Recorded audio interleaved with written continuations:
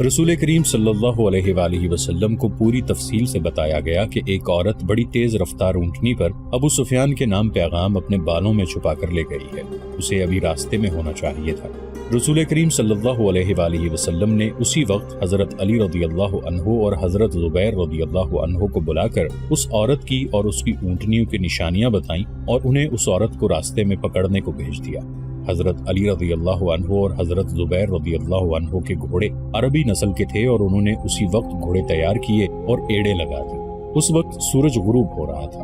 دونوں شہسوار مدینے سے دور نکل گئے تو سورج غروب ہو گیا۔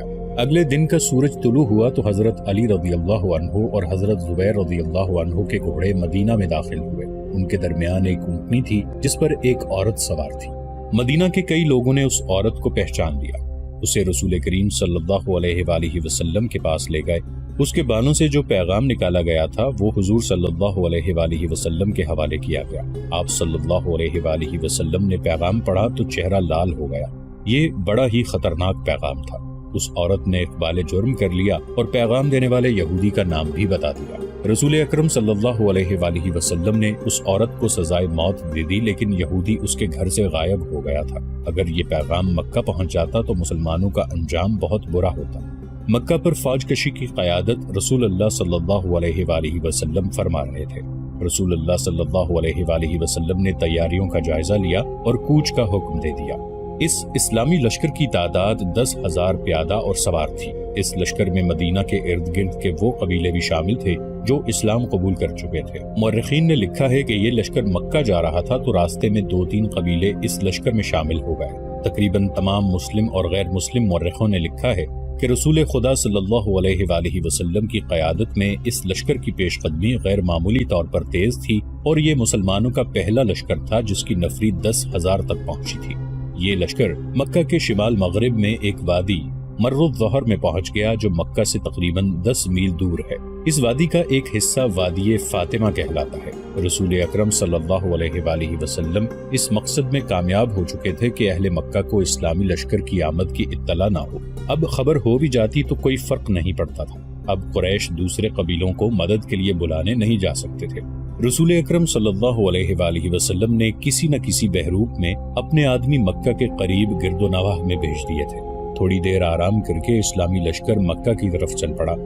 جوفا ایک مقام ہے جہاں لشکر کا ہراول دستہ پہنچا تو مکہ کی طرف سے چھوٹا سا ایک قافلہ آتا دکھائی دیا۔ اسے قریب آنے دیا گیا۔ دیکھا وہ قریش کا ایک سرکردہ آدمی عباس تھا جو اپنے پورے خاندان کو ساتھ لیے مدینہ کو جا رہا تھا۔ یہ وہ شخص تھا جس نے حضرت عباس رضی اللہ عنہ کے نام سے تاریخ اسلام میں شہرت حاصل کی۔ یہ آپ صلی اللہ علیہ وآلہ وسلم کے چچا حضرت عباس رضی اللہ عنہ بن عبد المطلب تھے۔ انہیں رسول اکرم صلی اللہ علیہ وآلہ وسلم کے حضور لے جایا گیا۔ کیوں عباس؟ رسول اکرم صلی اللہ علیہ وآلہ وسلم نے کہا، کیا تو اس لیے مکہ سے بھاگ نکلا ہے کہ مکہ پر قیامت ٹوٹنے والی ہے؟ خدا کی قسم مکہ والوں کو خبر ہی نہیں کہ محمد کا لشکر ان کے سر پر آ گیا ہے۔ عباس رضی اللہ عنہ نے کہا، اور میں تیری اطاعت قبول کرنے کو مدینہ جا رہا تھا۔ میری نہیں عباس، رسول خدا صلی اللہ علیہ وآلہ وسلم نے کہا، اطاعت اس اللہ کی قبول کرو جو وحدہ لا شریک ہے اور وہی عبادت کے لائق ہے، میں اس کا بھیجا ہوا رسول ہوں۔ حضرت عباس رضی اللہ عنہ نے اسلام قبول کر لیا۔ رسول کریم صلی اللہ علیہ وآلہ وسلم نے انہیں گلے لگا لیا۔ عباس رضی اللہ عنہ بن عبد المطلب آپ صلی اللہ علیہ وآلہ وسلم سے تقریباً 3 سال بڑے تھے اور آپ صلی اللہ علیہ وآلہ وسلم بچپن میں ان کے ساتھ کھیلا کرتے تھے۔ حضرت عباس رضی اللہ عنہ بن عبد المطلب کے قبول اسلام کے وقت کے حوالے سے اختلاف پایا جاتا ہے۔ مشہور قول یہ ہے کہ آپ رضی اللہ عنہ غزوہ خیبر کے بعد اسلام قبول کر چکے تھے اور حضور صلی اللہ علیہ وآلہ وسلم کی ہدایت پر ہی اب تک مکہ میں مقیم تھے۔ آپ صلی اللہ علیہ وآلہ وسلم کو مسرت اس سے ہوئی کہ اہل قریش مکہ میں بے فکر اور بے غم بیٹھے تھے۔ حضرت عباس رضی اللہ عنہ نے جب یہ صورتحال دیکھی تو انہوں نے رسول اللہ صلی اللہ علیہ وآلہ وسلم سے کہا کہ اہل قریش آخر ہمارا اپنا خون ہے۔ 10,000 کے اس لشکر کے قدموں میں قریش کے بچے اور عورتیں بھی کچلی جائیں گی۔ عباس رضی اللہ عنہ نے رسول اللہ صلی اللہ علیہ وآلہ وسلم کو یہ بھی بتایا کہ قریش میں اسلام کی قبولیت کی ایک لہر پیدا ہو گئی ہے، کیا یہ مناسب نہ ہوگا کہ انہیں صلح کا ایک اور موقع دیا جائے؟ رسول اکرم صلی اللہ علیہ وآلہ وسلم نے عباس رضی اللہ عنہ سے کہا کہ وہ ہی مکہ جائیں گے اور ابو سفیان سے کہیں کہ مسلمان مکہ پر قبضہ کرنے آ رہے ہیں، اگر اہل مکہ نے مقابلہ کیا تو کسی کو زندہ نہیں چھوڑا جائے گا، مکہ شہر مسلمانوں کے حوالے کر دیا جائے۔ رسول اکرم صلی اللہ علیہ وآلہ وسلم نے عباس رضی اللہ عنہ کو نہ صرف مکہ جانے کی اجازت دی بلکہ انہیں اپنا خچر بھی دیا جو آپ صلی اللہ علیہ وآلہ وسلم گھوڑے کے علاوہ اپنے ساتھ رکھتے تھے۔ ابو سفیان مدینہ سے جو تاثر لے کر گیا تھا وہ اس کے لیے بڑا ہی ڈراؤنا اور خطرناک تھا۔ وہ تجربے کار آدمی تھا، وہ مسلمانوں کی شجاعت اور عزم کی پختگی سے بھی واقف تھا۔ اسے ہر لمحے دھڑکا لگا رہتا تھا کہ مسلمان مکہ پر حملہ کریں گے۔ اس کی بیوی ہند، اس کے سالار اکرمہ اور صفوان اس کا حوصلہ بڑھاتے رہتے تھے، لیکن اسے اپنی ذاتی وقار اور اپنے قبیلے کی تباہی نظر آ رہی تھی۔ وہ ہر وقت بے چین رہنے لگا تھا۔ ایک روز وہ اس قدر بے چین ہوا کہ گھوڑے پر سوار ہو کر مکہ سے باہر چلا گیا۔ اس کی کوئی حس اسے بتا رہی تھی کہ کچھ ہونے والا ہے۔ اس کے دل پر گھبراہٹ طاری ہوتی چلی گئی۔ اس نے اپنے آپ سے کہا، ہوگا یہی کہ مسلمان مکہ پر حملہ کرنے آ جائیں گے۔ یہ سوچ کر وہ یہ دیکھنے کے لیے مدینہ کے راستے پر ہو لیا کہ مدینہ کی فوج آ ہی تو نہیں گئی۔ اسے ایسے محسوس ہو رہا تھا جیسے ہوا کی بو بھی بدلی بدلی سی ہے۔ وہ ان سوچوں میں گم مکہ سے چند میل دور نکل گیا۔ اسے عباس رضی اللہ عنہ ایک خچر پر سوار اپنی طرف آتے دکھائی دیے۔ وہ رک گیا۔ عباس، اس نے پوچھا، کیا تم اپنے پورے خاندان کے ساتھ نہیں گئے تھے؟ واپس کیوں آ گئے ہو؟ میرے خاندان کی مت پوچھ ابو سفیان، عباس رضی اللہ عنہ نے کہا۔ مسلمانوں کے 10,000 پیادوں، گھڑ سواروں اور شتر سواروں کا لشکر مکہ کے اتنے قریب پہنچ چکا ہے جہاں سے چھوڑے ہوئے تیر مکہ کے دروازوں میں لگ سکتے ہیں۔ کیا تو مکہ کو اس لشکر سے بچا سکتا ہے؟ کسی کو مدد کے لیے بلا سکتا ہے؟ صلح کا معاہدہ تیرے سالاروں نے توڑا ہے۔ محمد، جسے میں اللہ کا رسول صلی اللہ علیہ وآلہ وسلم مان چکا ہوں، سب سے پہلے تجھے قتل کریں گے۔ اگر تو میرے ساتھ رسول اللہ صلی اللہ علیہ وآلہ وسلم کے پاس چلا جائے تو میں تیری جان بچا سکتا ہوں۔ خدا کی قسم میں جانتا تھا مجھ پر یہ وقت بھی آئے گا، ابو سفیان نے کہا۔ چل، میں تیرے ساتھ چلتا ہوں۔ شام کے بعد عباس رضی اللہ عنہ ابو سفیان کو ساتھ لیے ہوئے مسلمانوں کے پڑاؤ میں داخل ہوئے۔ حضرت عمر رضی اللہ عنہ کیمپ کے پہرے داروں کو دیکھتے پھر رہے تھے۔ انہوں نے ابو سفیان کو دیکھا تو آگ بگولا ہو گئے۔ کہنے لگے کہ اللہ کے دین کا یہ دشمن ہمارے پڑاؤ میں رسول اللہ صلی اللہ علیہ وآلہ وسلم کی اجازت کے بغیر آیا ہے۔ عمر رضی اللہ عنہ رسول اللہ صلی اللہ علیہ وآلہ وسلم کے خیمے کی طرف دوڑ پڑے۔ وہ ابو سفیان کے قتل کی اجازت لینے گئے تھے، لیکن عباس رضی اللہ عنہ بھی پہنچ گئے۔ رسول اکرم صلی اللہ علیہ وآلہ وسلم نے انہیں صبح آنے کو کہا۔ عباس رضی اللہ عنہ نے ابو سفیان کو رات اپنے پاس رکھا۔ ابو سفیان صبح رسول کریم صلی اللہ علیہ وآلہ وسلم نے ابو سفیان سے پوچھا، کیا تو جانتا ہے کہ اللہ وحدہ لا شریک ہے اور وہی معبود ہے اور وہی ہم سب کا مددگار ہے؟ میں نے یہ ضرور مان لیا ہے کہ جن بتوں کی عبادت میں کرتا رہا ہوں وہ بتوں کے سوا کچھ بھی نہیں۔ ابو سفیان نے کہا، وہ میری کوئی مدد نہیں کر سکتے۔ پھر یہ کیوں نہیں مان لیتا کہ میں اس اللہ کا رسول ہوں جو معبود ہے؟ رسول کریم صلی اللہ علیہ وآلہ وسلم نے پوچھا، میں شاید یہ نہ مانوں کہ تم اللہ کے رسول ہو۔ ابو سفیان ہاری ہوئی سی آواز میں بولا۔ ابو سفیان، عباس رضی اللہ عنہ نے قہر بھری آواز میں کہا، کیا تو میری تلوار سے اپنا سر تن سے جدا کرانا چاہتا ہے؟ عباس رضی اللہ عنہ نے رسول کریم صلی اللہ علیہ وآلہ وسلم سے کہا، یا رسول اللہ صلی اللہ علیہ وآلہ وسلم، ابو سفیان ایک قبیلے کا سردار ہے، باوقار اور خوددار بھی ہے، یہ ملتجی ہو کے آیا ہے۔ ابو سفیان پر کچھ ایسا تاثر ہوا کہ اس نے بے اختیار کہا، محمد اللہ کے رسول ہیں، میں نے تسلیم کر لیا، میں نے مان لیا، جاؤ۔ رسول کریم صلی اللہ علیہ وآلہ وسلم نے فرمایا، مکہ میں اعلان کر دو کہ مکہ کے وہ لوگ مسلمانوں کی تلواروں سے محفوظ رہیں گے جو ابو سفیان کے گھر میں داخل ہو جائیں گے، اور وہ لوگ محفوظ رہیں گے جو مسجد میں داخل ہو جائیں گے، اور وہ لوگ محفوظ رہیں گے جو اپنے دروازے بند کر کے اپنے گھروں میں رہیں گے۔ ابو سفیان رضی اللہ عنہ اسی وقت مکہ کو روانہ ہو گئے، اور رسول اکرم صلی اللہ علیہ وآلہ وسلم نے صحابہ کرام رضی اللہ عنہ کے ساتھ اس مسئلے پر تبادلہ خیال شروع کر دیا کہ مکہ میں اکرمہ اور صفوان جیسے ماہر اور دلیر سالار موجود ہیں، وہ مقابلہ کیے بغیر مکہ پر قبضہ نہیں ہونے دیں گے۔ اونٹ بہت تیز دوڑتا چلا آ رہا تھا۔ جب وہ مکہ کے قریب پہنچا تو اس کے سوار نے چلانا شروع کر دیا، عزا اور حبل کی قسم، مدینہ والوں کا لشکر مر الزہر میں پڑاؤ کیے ہوئے ہے، اور میں نے اپنے سردار ابو سفیان کو وہاں جاتے ہوئے دیکھا ہے۔ اہل قریش ہوشیار ہو جاؤ، محمد کا لشکر آ رہا ہے۔ اس نے اونٹ کو روکا اور اسے بٹھا کر اترنے کی بجائے اس کی پیٹھ سے کود کر اترا۔ اس کی پکار جس نے سنی وہ دوڑا آیا۔ وہ گھبراہٹ کے عالم میں یہی کہے جا رہا تھا کہ مدینہ کا لشکر مر الظہر تک آ پہنچا ہے اور ابو سفیان کو اس لشکر کے پڑاؤ کی طرف جاتے دیکھا ہے۔ مکہ کے لوگ اس کے ارد گرد اکٹھے ہو چکے تھے۔ ابو حسنہ، ایک معمر آدمی نے اس سے پوچھا، تیرا دماغ صحیح نہیں یا تو جھوٹ بول رہا ہے؟ میری بات کو جھوٹ سمجھو گے تو اپنے انجام کو بہت جلد پہنچ جاؤ گے۔ شتر سوار ابو حسنہ نے کہا، کسی سے پوچھو ہمارا سردار ادھر کیوں گیا ہے؟ اس نے پھر چلانا شروع کر دیا، اے قبیلہ قریش، مسلمان اچھی نیت سے نہیں آئے۔ ابو حسنہ کا واویلا مکہ کی گلیوں سے ہوتا ہوا ابو سفیان رضی اللہ عنہ کی بیوی ہند کے کانوں تک پہنچا۔ وہ آگ بگولا ہو کر باہر آئی اور اس ہجوم کو چیرنے لگی جس نے ابو حسنہ کو گھیر رکھا تھا۔ ابو حسنہ، اس نے ابو حسنہ کا گریبان پکڑ کر کہا، میری تلوار محمد کے خون کی پیاسی ہے، تو میری تلوار سے اپنی گردن کٹوانے کیوں آ گیا ہے؟ کیا تو نہیں جانتا کہ جس پر تو جھوٹا الزام تھوپ رہا ہے وہ میرا شوہر اور قبیلے کا سردار ہے؟ اپنی تلوار گھر سے لے آ خاتون۔ ابو حسنہ نے کہا، لیکن تیرا شوہر آ جائے تو اس سے پوچھنا کہ وہ کہاں سے آیا ہے، اور تو کہتا ہے کہ محمد لشکر لے کر آیا ہے؟ ہند نے پوچھا۔ خدا کی قسم، ابو حسنہ نے کہا، میں وہ کہتا ہوں جو میں نے دیکھا ہے، اگر تو سچ کہتا ہے تو مسلمانوں کو موت ادھر لے کر آئی ہے۔ ہند نے کہا۔ ابو سفیان رضی اللہ عنہ واپس آ رہے تھے۔ اہل مکہ ایک میدان میں جمع ہو چکے تھے۔ رسول کریم صلی اللہ علیہ وآلہ وسلم کی پیش قدمی اب راز نہیں رہ گئی تھی، لیکن اب کوئی فرق نہیں پڑتا تھا۔ اہل قریش اب کسی کو مدد کے لیے نہیں بلا سکتے تھے۔ ابو سفیان رضی اللہ عنہ آ رہے تھے۔ لوگوں پر خاموشی طاری ہو گئی۔ ابو سفیان رضی اللہ عنہ کی بیوی ہند لوگوں کو دائیں بائیں دھکیلتی آگے چلی گئی۔ اس کے چہرے پر غضب اور قہر تھا اور اس کی آنکھوں سے جیسے شعلے نکل رہے تھے۔ ابو سفیان رضی اللہ عنہ نے لوگوں کے سامنے آ کر گھوڑا روکا۔ انہوں نے اپنی بیوی کی طرف توجہ نہ دی۔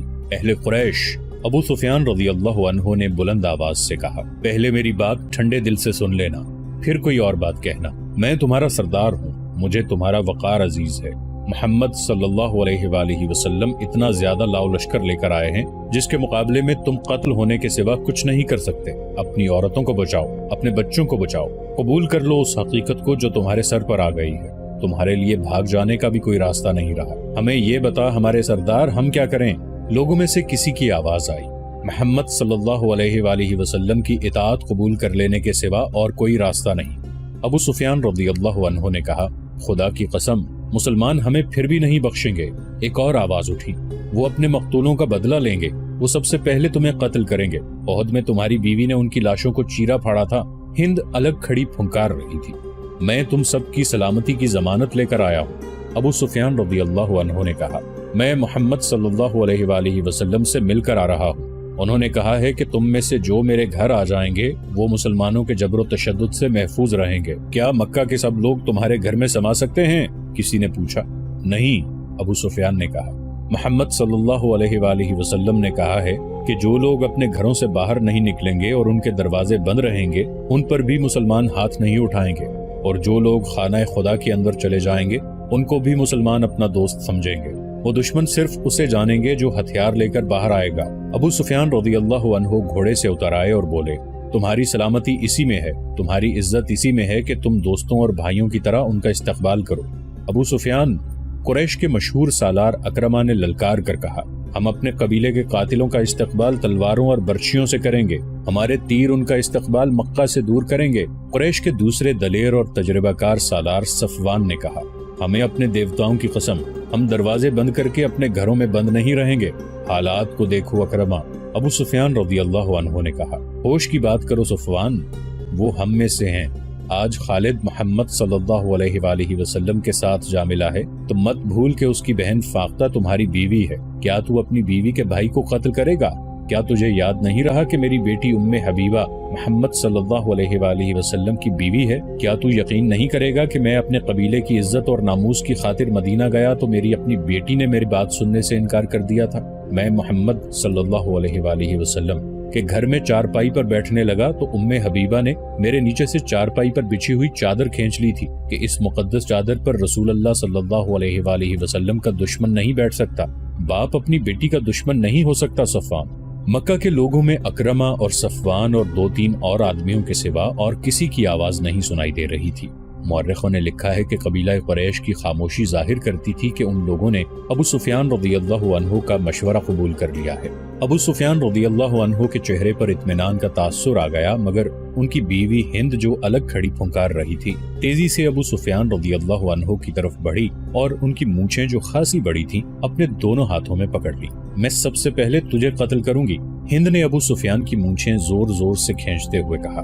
بزدل بوڑھے، تو نے قبیلے کی عزت خاک میں ملا دی ہے۔ اس نے ابو سفیان رضی اللہ عنہ کی مونچھیں چھوڑ کر ان کے منہ پر بڑی زور سے تھپڑ مارا اور لوگوں سے مخاطب ہو کر بولی، تم لوگ اس بوڑھے کو قتل کیوں نہیں کر دیتے ہو جو تمہیں مسلمانوں کے ہاتھوں ذلیل و خوار کرنے کی باتیں کر رہا ہے؟ مورخ مغازی اور ابن سعد لکھتے ہیں کہ ہند نے اپنے خامند کے ساتھ اتنا توہین آمیز سلوک کیا تو لوگوں پر سناٹا طاری ہو گیا۔ ابو سفیان رضی اللہ عنہ جیسے بت بن گئے ہیں۔ اکرمہ اور صفوان ان کے درمیان آ گئے۔ ہم لڑیں گے ہند، صفوان نے کہا، اسے جانے دے، اس پر محمد کا جادو چل گیا ہے۔ ابو سفیان رضی اللہ عنہ خاموش رہے۔ شام تک اہل قریش دو حصوں میں بٹ چکے تھے۔ زیادہ تر لوگ لڑنے کے حق میں نہیں تھے، باقی سب اکرمہ، صفوان اور ہند کا ساتھ دے رہے تھے۔ شام کے بعد صفوان اپنے گھر گیا۔ اس کی بیوی جس کا نام فاختہ تھا خالد رضی اللہ عنہ بن ولید کی بہن تھی۔ وہ بھی ابو سفیان رضی اللہ عنہ کی بات سن چکی تھی۔ کیا میں نے ٹھیک سنا ہے کہ تم اپنے قبیلے کے سردار کی نافرمانی کر رہے ہو؟ فاختہ نے صفوان سے پوچھا۔ اگر فرما برداری کرتا ہوں تو پورے قبیلے کا وقار تباہ ہوتا ہے۔ قبیلے کا سردار بزدل ہو جائے تو قبیلے والوں کو بزدل نہیں ہونے چاہیے۔ سردار اپنے قبیلے کے دشمن کو دوست بنا لے تو وہ قبیلے کا دوست نہیں ہو سکتا۔ کیا تم مسلمانوں کا مقابلہ کرو گے؟ فاختہ نے پوچھا۔ تو کیا تم یہ پسند کرو گی کہ تمہارا شوہر اپنے گھر کے دروازے بند کر کے اپنی بیوی کے پاس بیٹھ جائے اور دشمن اس کے دروازے کے سامنے دندناتا پھرے؟ کیا میرے بازو ٹوٹ گئے ہیں؟ کیا میری تلوار ٹوٹ گئی ہے؟ کیا تم اس لاش کو پسند نہیں کرو گی جو تمہارے گھر میں لائی جائے اور سارا قبیلہ کہے گا کہ یہ ہے تمہارے خامند کی لاش جو بڑی بہادری سے لڑتا ہوا مارا گیا ہے؟ یا تم اس شوہر کو پسند کرو گی جو تمہارے پاس بیٹھا رہے اور لوگ تمہیں کہیں گے کہ یہ ہے ایک بزدل اور بے وقار آدمی کی بیوی جس نے اپنی بستی اور اپنی عبادت گاہ اپنے دشمن کے حوالے کر دی؟ تم مجھے کس حال میں دیکھنا پسند کرو گی؟ میں نے تم پر ہمیشہ فخر کیا ہے صفوان، فاختہ نے کہا۔ عورتیں مجھے کہتی ہیں کہ تمہارا خامند قبیلے کی آنکھ کا تارا ہے، لیکن اب حالات کچھ اور ہیں۔ تمہارا ساتھ دینے والے بہت تھوڑے ہیں۔ سنا ہے مدینہ والوں کی تعداد بہت زیادہ ہے اور اب میرا بھائی خالد بھی ان کے ساتھ ہے۔ تم جانتے ہو وہ لڑنے مرنے والا آدمی ہے۔ کیا تم مجھے اپنے بھائی سے ڈرا رہی ہو فاختہ؟ نہیں، فاختہ نے کہا۔ مجھے خالد مل جاتا تو میں اسے بھی یہی کہتی جو میں تمہیں کہہ رہی ہوں۔ وہ میرا بھائی ہے، وہ تمہارے ہاتھ سے مارا جا سکتا ہے، تم اس کے ہاتھ سے مارے جا سکتے ہو۔ تم ایک دوسرے کے مقابلے میں نہ آؤ۔ میں اس کی بہن اور تمہاری بیوی ہوں۔ لاش تمہاری ہو یا خالد کی، میرا غم ایک جیسا ہوگا۔ یہ کوئی عجیب بات نہیں فاختہ، صفوان نے کہا۔ دشمنی ایسی پیدا ہو گئی ہے کہ باپ بیٹے کا اور بھائی بھائی کا دشمن ہو گیا ہے۔ اگر میں تمہارے رشتے کا خیال رکھوں تو تم میرے رشتے کا خیال نہ رکھو، فاختہ نے اس کی بات کاٹتے ہوئے کہا۔ قبیلے کا سردار تمہیں کہہ رہا ہے لڑائی نہیں ہوگی، محمد کی اطاعت قبول کر لیں گے، پھر تم لڑائی کا ارادہ ترک کیوں نہیں کر دیتے؟ تمہارے ساتھ بہت تھوڑے آدمی ہوں گے۔ میں اطاعت قبول کرنے والوں میں سے نہیں ہوں، صفوان نے کہا۔ پھر میری ایک بات مان لو، فاختہ نے کہا۔